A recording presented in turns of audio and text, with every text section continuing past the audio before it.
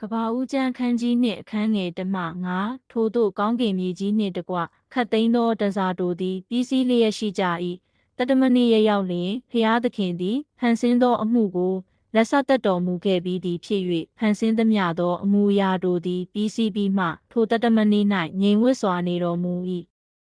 ထိုတတမနေ့ကိုဖျားသခင်သည်ကောင်းကြီးပေး၍တန်ရှင်းစေတော်မူ၏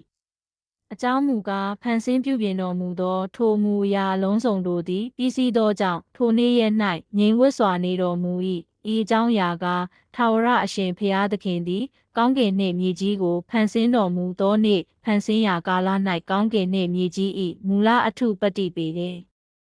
မြေ၌လေယာပြိုးပင်မပေါက်မီလေယာ၌စပပင်မှကြီးပွားမီအပင်ရှိသမျှတို့ကိုဖန်ဆင်းတော်မူ၏